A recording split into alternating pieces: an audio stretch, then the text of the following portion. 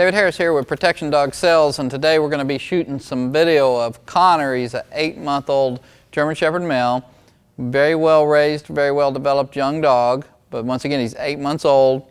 He's got a play retrieve, but now we're going to start a formal retrieve, more commonly known as a forced retrieve. So we're going to teach him today that retrieving is not optional, and we're going to shoot a series of videos showing this step by step. So what we're going to show now is what equipment you're going to need to start the forced retrieve. Obviously you're going to need a dumbbell, you're going to need a dog, you're going to need the leash. The leash is hooked in this situation to the medium pinch. We don't use a small pinch in this situation because it's too harsh and it'll break. So this is a medium pinch with an electronic collar and just a buckle collar that the dog is back tied to the wall with. Okay, so the back tie is just simply to be able to control his motion. The electronic, I am holding the electronics in my hand, so this is a two-man job here. There's no way you're going to start this by yourself unless you've really been doing this for a long time. So I'm going to be running the remote so that anytime we need to put pressure on the dog, I can put pressure with the remote, and Eric's going to put pressure with the pinch collar.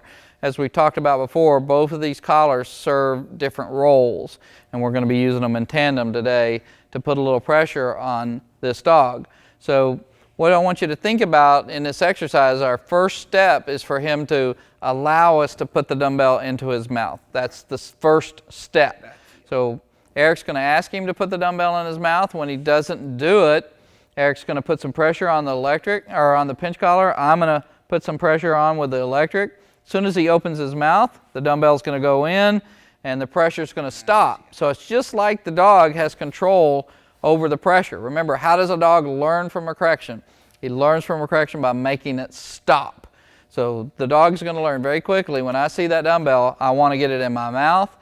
That'll make the pressure stop. So let's give it a try. This dog's never done this before, so who knows what's going to happen. That's it. Are you ready? Connor, take it. That's it. Sit. Okay. Hold it. So it didn't take much pressure to get this dog to open his mouth. Some dogs will literally clamp their mouth shut and will not open it. So now hold it. The struggle is hold it. There you go. There you go. Getting him to hold it. Good. Okay. So you can't clamp down on their mouth. If you do that, it's just going to make them fight it more. So if he drops this, the pressure is going to go back on until he gets it back in his mouth. Okay?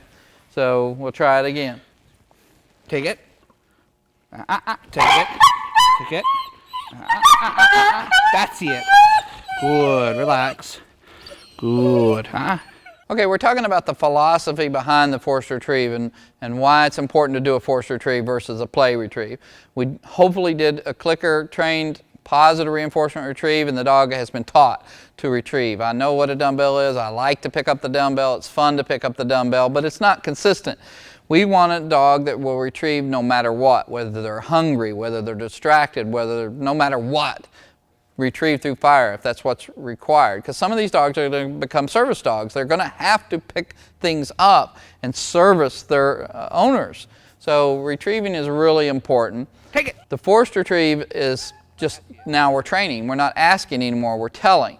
But what I want to talk about right here is the philosophy behind the forced retrieve. I want you to get this in your head.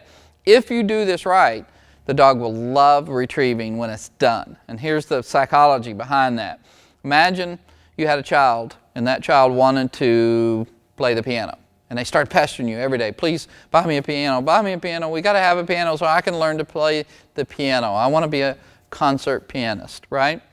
You know they're not dedicated. You know they're not going to do it, but they pester you and they pester you, and eventually you decide to buy them a piano. They get the piano and they pound away on that piano for a couple of weeks, and they're just really just dedicated to that piano. But after a couple of weeks it gets boring and they don't want to do it. Okay? At that point you have a choice. Are you going to push it or are you going to let it go? We're at the point here with Connor, who's a good puppy natural retriever but not consistent. If he gets distracted he won't do it. We're decided to push it. Okay? When we start pushing, the kid's going to hate us. We've got a music instructor. He has to do lessons. He's going to hate us. He's going to hate the piano. He's going to hate the piano instructor. He's going to hate everything about it. Connor's not going to like this. It's not going to be fun for a little bit. At any point, if we quit, that's the way it's going to be left. The dog's not going to like it. But if we keep pushing, at some point the dog is going to become proficient. The child is going to learn how to play. And at that point, the behavior becomes self-reinforcing. The child's playing the piano, someone walks by and goes, "Oh my God, you're amazing, you're amazing. I wish I could play the piano." And the kid goes, "Yes, I've always been wonderful." And the behavior becomes self-reinforcing because they're competent, they're good at it. If you're good at something, you like doing it. Okay, so calm pressure. Good. And then as soon as the dog opens his mouth, the dumbbell is going to go into the dog's mouth and the pressure is going to come off, okay? So in this situation, Eric's doing everything with the pinch collar. I'm not actually using the remote because this dog's not a hard dog. He's very sensitive, and I have not corrected him at all with the electronics. But you can use electronics the same as the pinch. The main thing to make sure is that your e-collar is not pushing the dog away from the dumbbell. So you want to make sure that you have the e-collar positioned so that it's pushing the dog towards the dumbbell. And that'll come in much more important later when you're actually sending the dog and jumping over hurdles and things like that. But in this situation, the pinch collar is really all you need. Okay. The other thing you'll notice is when Eric is applying that pressure with his left hand, it is so close to the dog's neck that the dog can't actually bite him, okay?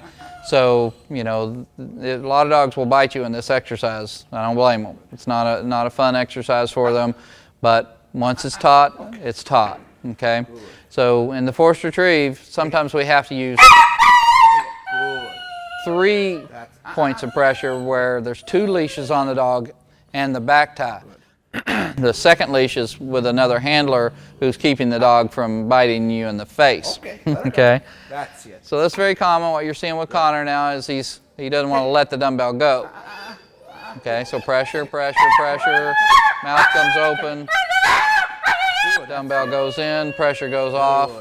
Watch Eric's hand position, how it's underneath the dog's chin so that it's holding up on that leash to kind of support under the chin.